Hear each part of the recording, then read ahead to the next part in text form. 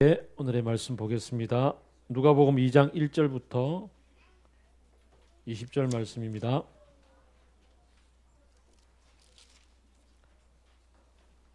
조금 길지만 같이 한 절씩 교독합시다. 누가복음 2장 1절부터 20절. 그때 아구스투스 황제가 칙령을 내려 온 세계가 호적 등록을 하게 되었는데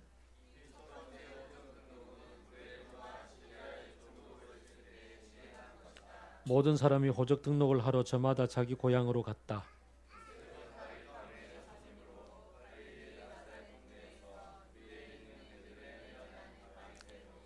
자기의 약혼자인 마리아와 함께 등록하러 올라갔다. 그때 마리아는 임신 중이었는데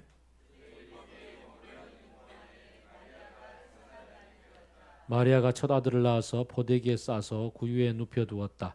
여관에는 그들이 들어갈 방이 없었기 때문이다.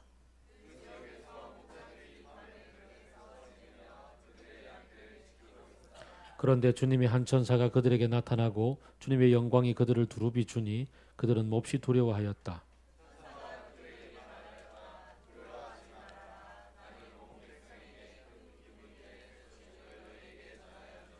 오늘 다윗의 동네에서 너희에게 구주가 나셨으니 그는 곧 그리스도 주님이시다.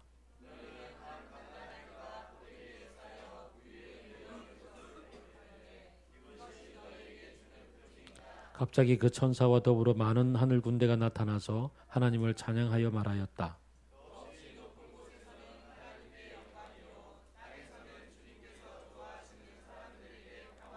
천사들이 목자들에게서 떠나 하늘로 올라간 뒤에 목자들이 서로 말하였다. 베들레헴으로 가서 주님께서 우리에게 알려주신 바 일어난 그 일을 봅시다.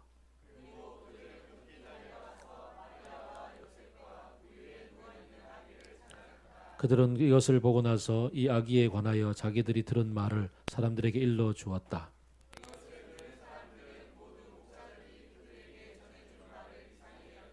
마리아는 이 모든 말을 고이 간직하고 마음속에 곰곰이 되새겼다.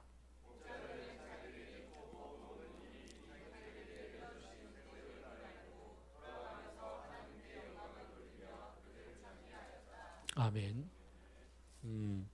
그 목회를 우리 맑은 물과 더불어서 12년을 섬기면서 설교가 그렇게 힘들어 본 적은 많지는 않습니다만은 제일 힘들 때가 언제냐고 하면은 절기 때입니다. 절기 때 본문은 한정되어져 있고 본문에 근거해서 설교를 하는 사람도 그 사람이라 참 여러분들을 너무 슬프고 힘들게 할까봐 오늘은 외부 강사를 한 분 모셨습니다. 아주 뛰어난 분을 모셨으니까 여러분이 함께 깊은 은혜의 자리로 갈 수 있기를 바랍니다. 박주현 목사님 모시겠습니다.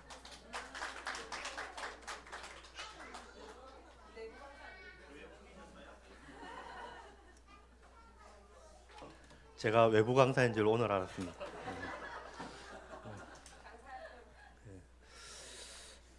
암살 영화에서 해방이 올 줄 몰랐다 이야기했었는데요. 목요일 오후까지 제가 오늘 설교를 할 줄 몰랐고요. 갑작스럽게 임했네요. 오늘 갑작스럽게 찾아오신 주님 성탄을 기념하고 같이 본문 안으로 들어갔으면 좋겠습니다. 참 평화로우신 그 주님을 높여드리고 찬양드립니다. 들에서 양을 치던 목자들에게 천사들의 노래가 울려 퍼졌던 것처럼 삶에 지치고 세상살이에 마음이 무너지고 권력에 찢겨진 모든 사람들의 마음에 예수님의 평화의 노래가 들려줬으면 좋겠습니다.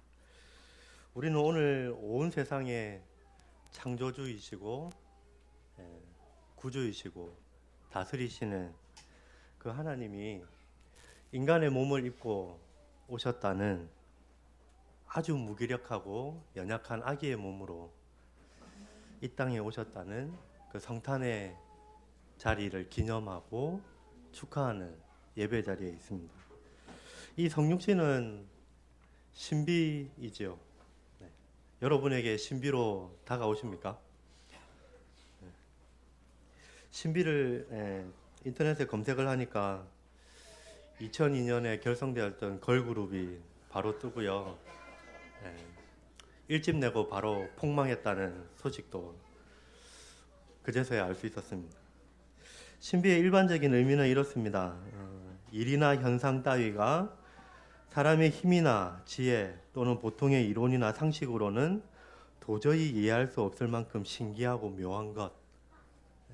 도저히 상식적으로 우리의 지혜로, 지식으로 알 수 없는, 경험할 수 없는 그걸 신비라고 하지요. 그런 신비를 경험하게 되면 어떤 일이 일어납니까, 우리에게?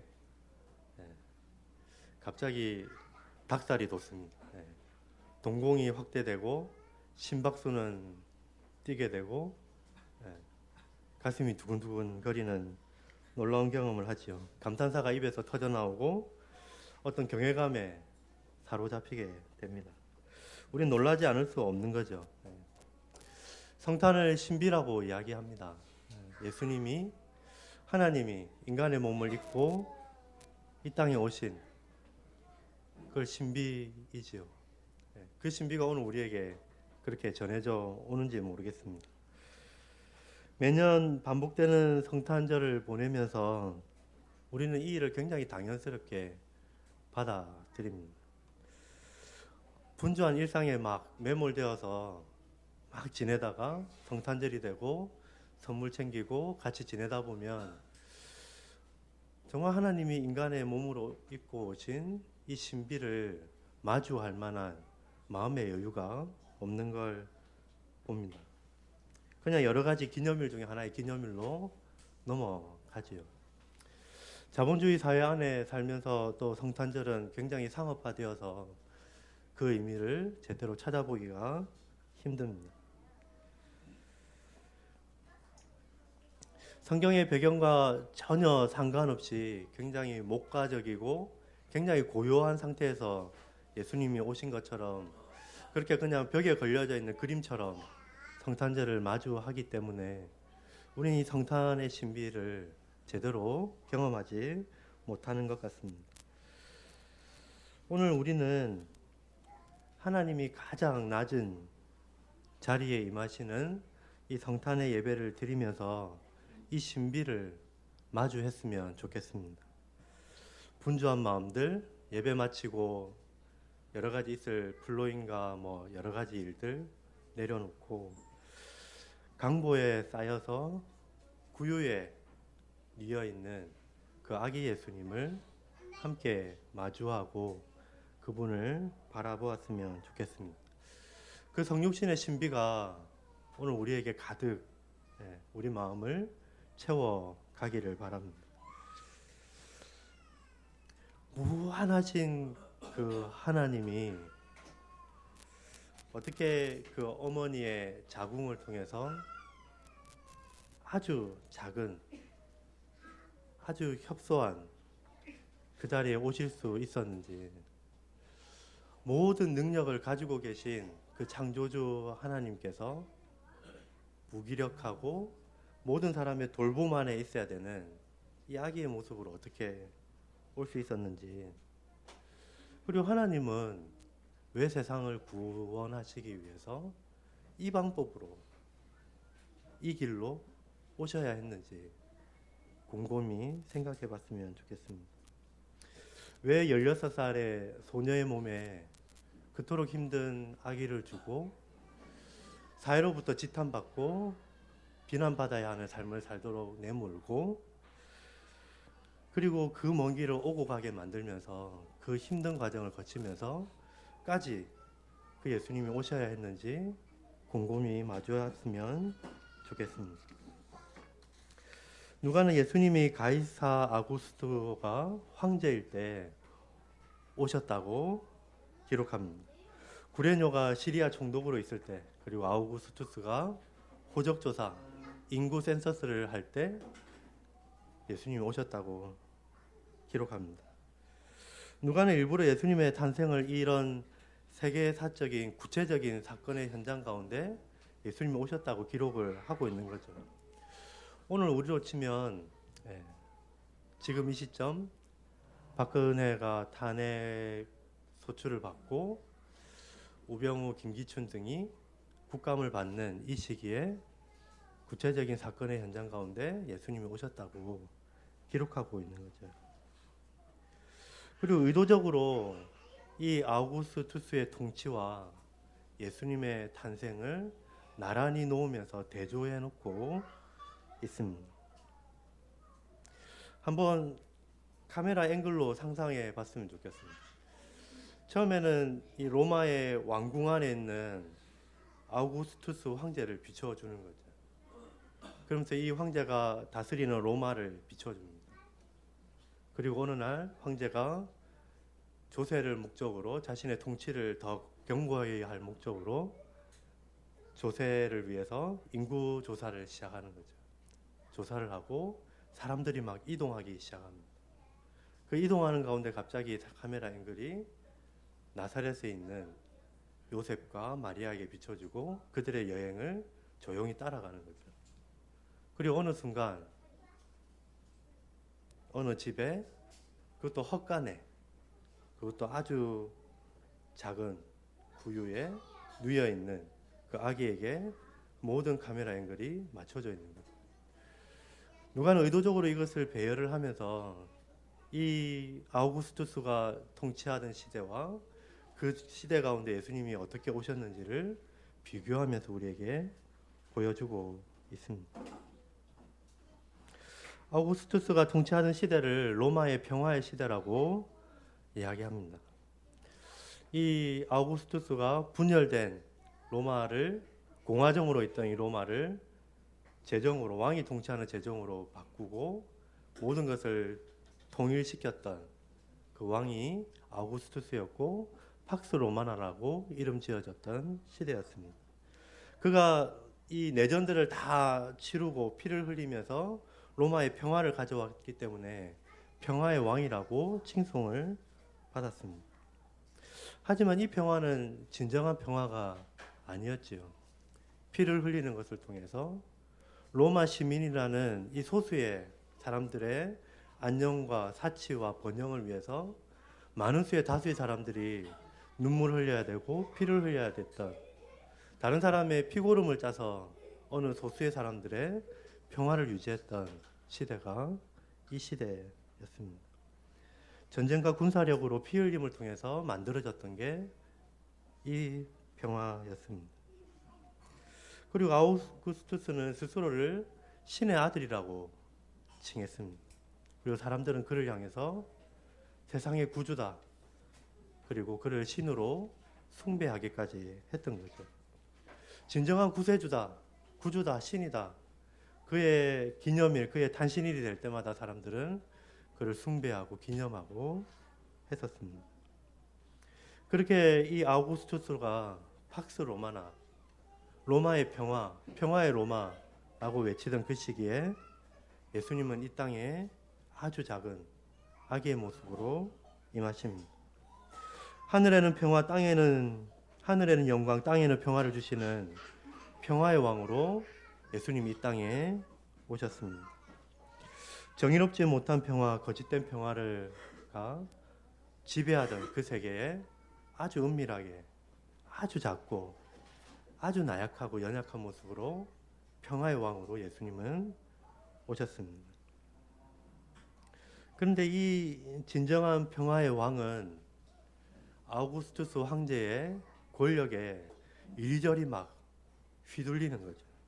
거짓된 평화의 왕 앞에 진정한 평화의 왕이 막 아무 힘도 못 쓰는 것처럼 보입니다.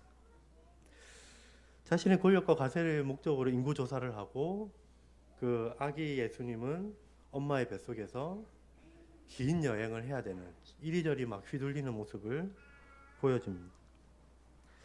만삭이 다 되어가는 마리아와 함께 갈릴리 나사렛에서 베들레헴으로 긴 여행을 합니다.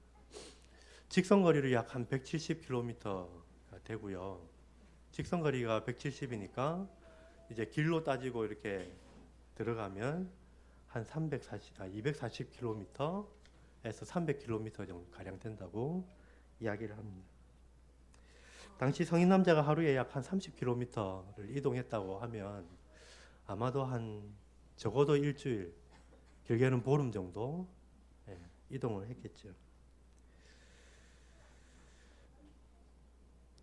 저희 아내가 셋째를 가지기 가장 싫은 이유는 이 임신 기간에 가져야 되는 힘든 고통이라고 누차 계속 저한테 불안함을 계속 이야기하는데, 그래서 셋째는 못 가진다 이야기를 하는데요. 이 만삭의 몸을 이끌고 아내를 데리고 이 긴 여행, 교통편도 좋지 않았던 그 시기에 긴 여행을 하는 것은 정말 힘들고 어려웠을 것 같습니다. 임산부와 함께 이동을 하니 아마도 열흘에서 보름 정도 걸렸을 것 같고요.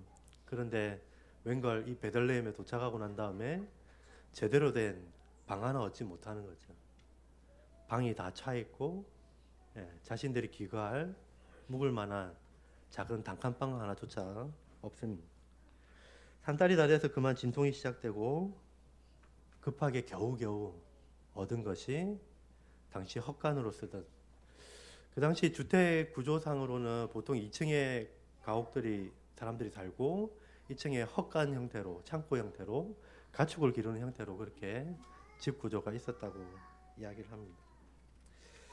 급하게 방을 구했는데 창고로 쓰이는, 헛간으로 쓰이는 가축들을 보관하는 장소인 그 장소를 겨우 얻어서 급하게 아이를 낳게 됩니다. 굉장히 불안하고 위기의 순간이었겠죠. 누군들 자신의 이 첫째 아이를 이런 곳에서 낳고 싶었겠습니까? 그리고 태어난 아기를 깨끗한 곳도 아닌, 그래도 강보에 쌓여서 그 구유의 아기를 누입니다. 참된 평화의 왕으로 온 세상을 다스리시는, 평화를 가져다 주실 그 구속자 메시아가 이런 모습으로 우리에게 찾아오셨습니다. 거짓된 평화의 왕인 아우구스투스의 말 한마디에 전 세계가 흔들리고 요동을 칩니다. 그 말에 예수님의 부모님인 요셉과 마리아는, 아니 요셉의 마리아의 뱃속에 있는 이 평화의 왕이신 예수님은 그 말 한마디에 먼 여행을 하고 아주 초라하고 보잘것없는 그 장소에서, 그 자리에서 태어나십니다. 긴 여행을 해야 하는 이 요셉의 부담감, 책임감, 무거운 몸을 이끌고 긴 여행을 해야 하는 그 어머니의 어려움, 갑작스럽게 찾아온 진통과 어렵사리 구한 헛간에 구유에 누여야 했던 이 부모의 마음, 이런 환경에 평화의 왕이신 예수님은 우리에게 구원자로, 구세주로, 평화를 가져다 주시는 분으로 아주 연약하고 무력한 모습으로 이 자리에 찾아오셨습니다. 정말 이해가 가지 않는 방식으로 그 하나님은 자신의 온 능력과 자신이 가지고 있는 온갖 아름다움으로 우리에게 드러내고 보여주실 수 있음에도 불구하고 아주 보이지 않는, 아주 고생스러운, 아주 연약한, 아주 무기력한, 아주 초라한 그런 모습으로 우리에게 이해할 수 없는 그 방식으로 우리에게 찾아오십니다. 이것을 어떻게 신비라고 밖에 표현할 수밖에 없는 상황 가운데로 우리에게 오십니다. 거짓된 평화의 왕이 통치하는 나라에 진정한 평화의 왕이 오셨습니다. 소수의 안녕과 쾌락을 위해서 온갖 다수가 희생하고 피 흘리고 고통당해야 했던 그 거짓된 평화의 나라에 진정한 평화, 모든 이에게 평화를 주시는 평화의 왕이신 예수님이 오십니다.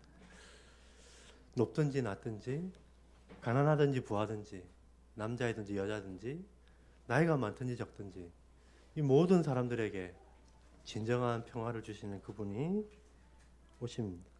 그리고 이 왕은, 그리고 이 나라는 참 보잘것없고 너무 나약해 보이고 너무 연약해 보이고 너무 왜소하고 초라한 모습으로 사람들의 눈에 띄지 않게 은밀하게 우리에게 임했습니다. 누가는 예수님의 탄생을 아우구스투스와 연결시키면서 우리에게 이것을 보라고 요청하고 있습니다. 세상의 권력자들에게 흔들리고 어려움을 당하고 괴로움을 당하지만 그 일을 통해 하나님의 뜻은 성취되고 하나님의 나라는 이 땅에 임하고 보이지 않게 은밀하게 그러나 분명하게 이 땅 가운데 임하고 있다고 말하고 있습니다. 오늘 예수님이 이 땅 가운데 찾아오신다면 어떤 모습으로 그리고 어떤 자리에 찾아오실까요? 예수님이 임하신 그 구유는 오늘 우리에게 어디에 위치해 있을까요? 어쩌면 세상의 돈과 권력에 이리저리 휘둘리고 내동댕이 쳐진 사람들의 자리에 찾아올 것 같습니다.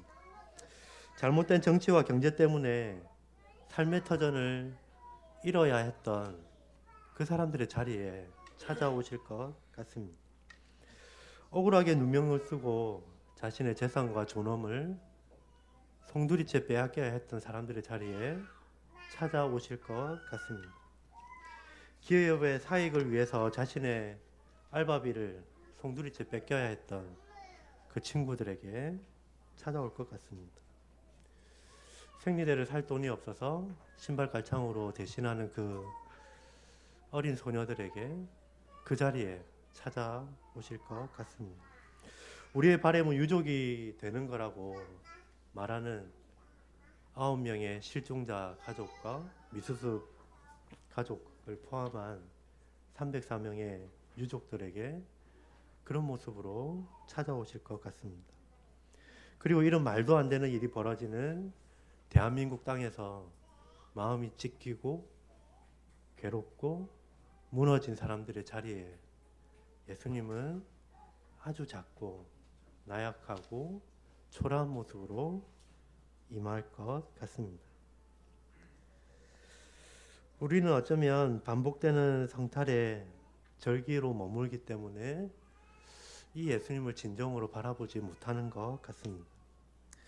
동정녀 탄생이라는 교리적인 그 틀에 너무 매여서 현실 가운데 역사적 현장 가운데 임하고 계시는 그 주님을 보지 못하는 것 같습니다.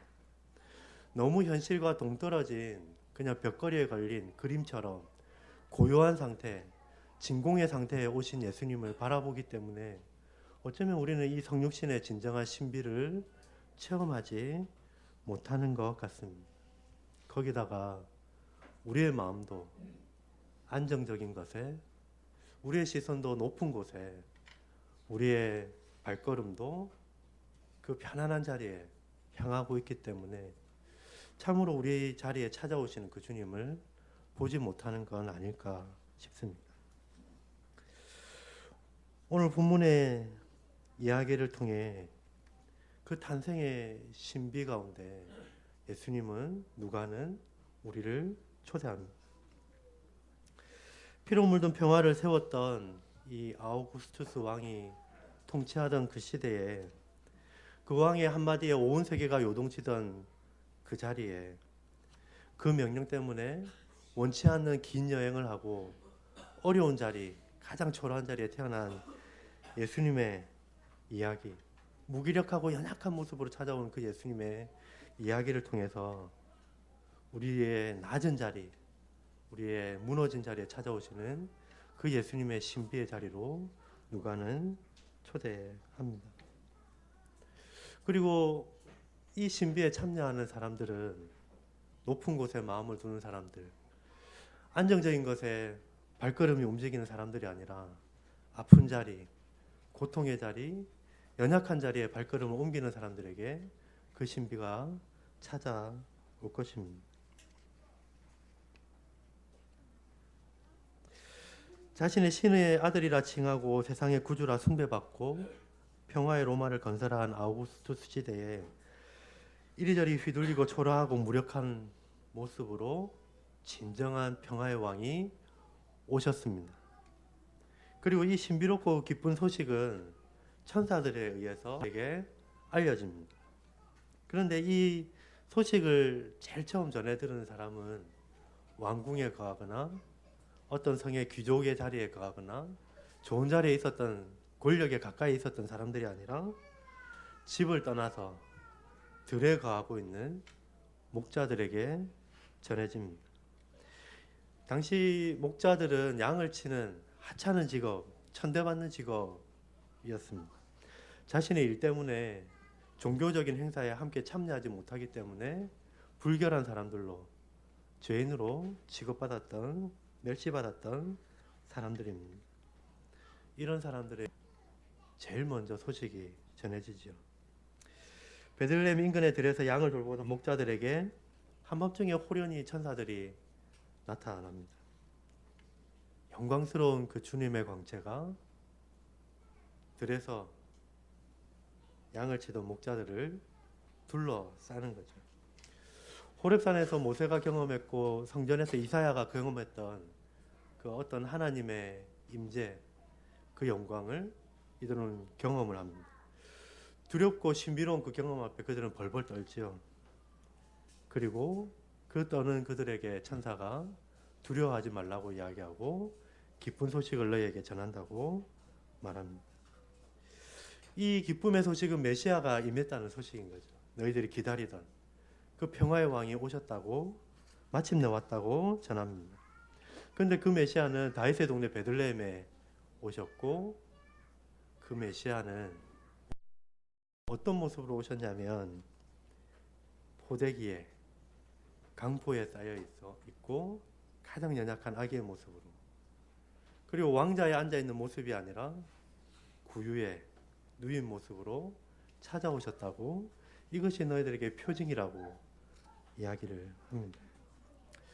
이 평화의 왕이 오셨는데, 메시아가 오셨는데 말을 타고 칼을 휘두르는 능력 있는 왕의 모습과 장수의 모습, 초인의 모습으로 오신 것이 아니라 연약하고 무기력하고 사람들에 의해서 잘못 한번 손을 대면 생명도 위태한 그 연약한 아기의 모습으로, 그리고 왕자의 자리가 아니라 구유의 자리에 오셨다고 전해집니다. 참 믿기지 않는 일을 이 목자들에게 전해준 거죠. 어떻게 메시아가 이런 자리에 올 수 있는지, 어떻게 평화의 왕이, 임금이 이런 모습으로 이런 자리로 오실 수 있는지 이해가 가지 않습니다. 그리고는 수많은 하늘의 군대가 나타나서 노래를 들려주죠. 당시 아우구스투스 황제의 탄신일만 되면 모두가 그를 구세주라 칭송하고 합창단이 나와서 그를 구세주다 찬양하고 노래했던 그 모습과 변주어서 그것과 비교가 되지 않는 하늘에서 군대가 내려와서 노래하는 모습을 들려주는 거죠. 진정한 평화의 왕이 오셔서 하늘엔 영광과 땅에는 평화를 가져다주는 그 왕이 오셨다고 그 찬송의 소리를 들려줍니다. 참 평화의 왕은 세상 권력자에게 휘둘리며 연약한 모습으로 초라한 자리에 임하십니다. 그리고 그 이 평화의 왕이 오셨다는 소식은 천대받고 멸시받던 목자들에게 전해집니다. 집과 공동체를 떠나서 변두리에 머물러 있던 그들에게, 주류 사회로부터 천대받았던 그들에게, 낯선 자리에서 들에서 밤을 지새워야 했던 그들에게 평화의 왕이 오셨다는 소식이 가장 먼저 분명하게 들려집니다.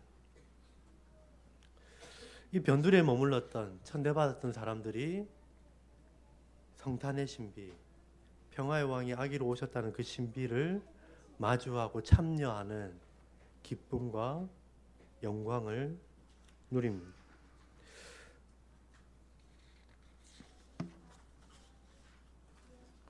누가는 이 아우구스투스 황제와 예수님을 대조하고 그의 탄신이라 외쳐졌던 노래와 이 목자들이 들었던 합창의 노래를 대조하면서 우리에게 들려주고 있습니다. 얼마 전 복음가 상황에서 300호 기념으로 톡 콘서트가 있었습니다. 이 자리에 김기성 목사님, 김병년 목사님, 몇몇 목사님들이 대담으로 나왔었습니다. 짧은 영상이 페북에 한번 떴었는데요. 김기성 목사님에게 이런 질문을 했습니다. 개인 신앙만을 강조하는 교회에 다니기가 답답해요라는 질문이었죠. 그 질문 앞에 김기성 목사님 이렇게 대답합니다. 그러면 어떻게 합니까? 답답한 사람이 우물을 파야지요. 고통의 자리, 아픈 자리로 찾아가셔야 됩니다. 그리고 찾아가서 느꼈던 그 감정들, 감동들, 그 생각들 주변 사람에게 나누십시오. 그래서 교회에서 혹시 너 종북 작발이냐, 왜 그러냐 그렇게 하면 옮겨야 되겠지요. 자기에게 주어진 그 생애의 자리 거기에 머물러 있으면 믿음이 자라지 않습니다. 아픔이 있는 자리로 자꾸만 내려가지 않으면 믿음은 성장하지 않습니다. 자기를 속일 수 있을지는 몰라도 믿음은 성장하지 않습니다라고 대답합니다. 어쩌면 이 김기성 목사님의 이야기가 오늘 우리가 이 성탄의 신비를 경험하지 못하는, 이 성탄의 신비에 참여하지 못하는 이유가 아닐까 생각됩니다. 예수님은 가장 작은, 가장 낮은 자리로 임하십니다. 고통의 자리, 아픔이 있는 자리로 그들을 싸매시기 위해서 이 땅에 오시지요. 초라한 자리에 찾아오신 하나님, 연약한 모습으로 임하시는 하나님, 권력자들에게 이리저리 휘둘리고 아무런 힘도 목소리도 내지 못하는 그 하나님으로 찾아오십니다. 하지만 고통받고 상처받고 가장 가난해진 마음을 충분히 안으시고 싸매시고 온전케 하시는 그 진정한 평화의 왕을 보여주시는 하나님으로 찾아오십니다. 헛간의 구유에 태어나서 결국에는 십자가의 자리로 들어가시는 그 예수님의 길을 우리에게 보여주십니다. 연약함과 초라함과 무기력함의 역사를 통해서 우리에게 진정한 평화를 가져다 주시는 이 예수님을 우리가 제대로 들여다보고 만나고 그 신비에 참여하려면 어쩌면 우리는 이 예수님이 임하시는 자리, 예수님이 함께 하시는 자리에 함께 머물러야 할 것입니다. 아픔이 있는 자리로, 고통이 있는 자리로 내려가지 않으면 어쩌면 우리는 이 신비에 참여하지 못하고 김기성 목사님이 이야기했던 스스로를 속이는 모습으로 있는 건 아닐까 되돌아봅니다. 2016년 말도 안 되는 엄청난 뉴스와 이야기 속에 마무리를 짓습니다. 가진 자들과 힘 있는 자들과 권력자들이 거짓과 폭력과 속임수로 자신의 안녕과 배를 채우는 그 이야기, 그것들을 전해 듣는 때마다 이들 때문에 피눈물을 흘려야 했던, 그리고 쓸쓸히 세상을 등져야 했던, 억울하게 누명을 쓰고 힘들어야 했던, 고통 속에 빠져야 했던 사람들의 소리까지 들리는 것 같습니다. 뉴스에서 보여지는 온갖 비리와 거짓과 탐욕 뒤에 가려져 있는 곳곳에서 자신의 고통 때문에 어려워하는 사람들의 모습이 보여지는 것 같습니다.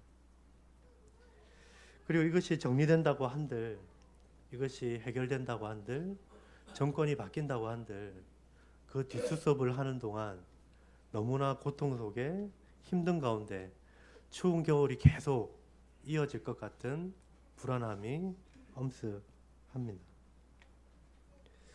예수님은 어쩌면 이미 이들의 삶의 자리에 임해 계신지 모르겠습니다. 그리고 이 복음의 기쁜 소식은, 진정한 평화의 왕이 이 땅에 오셨다는 이 소식은 그들과 함께 머물러 있는 사람들의 자리, 낮은 자리에 함께 있는 사람들에게 참대받는 사람들에게 가장 먼저 전해지는지 모르겠습니다. 성탄의 신비에 참여하고 그 신비를 전하는 삶은 낮은 자리로 찾아오신 그 예수님을 따라 낮은 자리로 발걸음을 옮길 때 우리는 그 신비에 참여할 수 있을 것입니다. 참 불안한 사회를 삽니다. 너무 불안하기 때문에 뭐라도 움켜쥐고 있어야, 뭐라도 하고 있어야 안전이 보장받는 것 같고 삶이 안정되는 것 같습니다. 참 소망이 없어 보이는 거죠. 하지만 이런 시대에 맑은 물 교회가 더 가지기 위해서 높은 데를 바라보고 안으로 움켜잡기보다 낮은 자리로 임하셔서 자신을 흘려보내고 자신을 몸을 찢어 주셨던 그 예수님의 길을 따라갈 때 진정한 성탄의 신비와 우리에게 참으로 평화의 왕으로 오신 예수님을 만나고 경험하고 그분의 자리에 함께 동참하는 기쁨을 누릴 수 있을 것입니다. 끝으로 칼 바르트의 모든 이들을 위한 성탄절 기도를 함께 읽고 마쳤으면 좋겠습니다.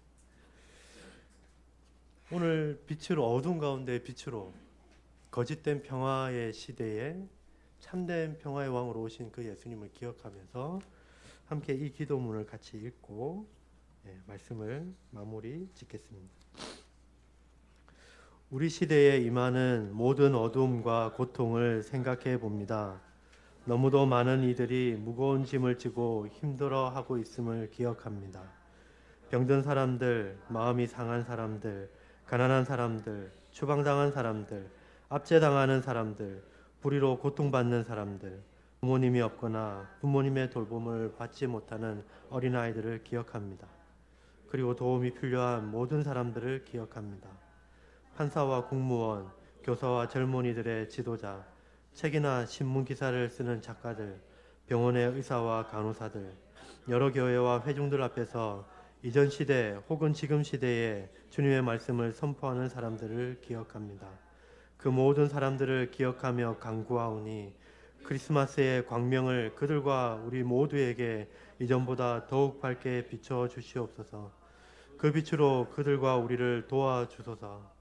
우리가 예수 그리스도의 이름으로 기도하오니 예수 그리스도의 그 이름 안에서 지금까지 우리의 기도를 들어주셨던 것처럼 이후로도 우리의 기도를 들어주옵소서. 아멘.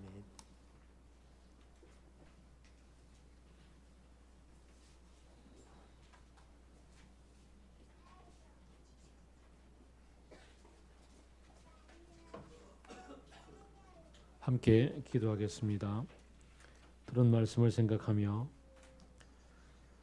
주께서 임하시는 그곳에서 임하신 주님을 발견할 수 있고 알아차릴 수 있는 우리의 믿음의 눈이 열리게 하여 주옵소서.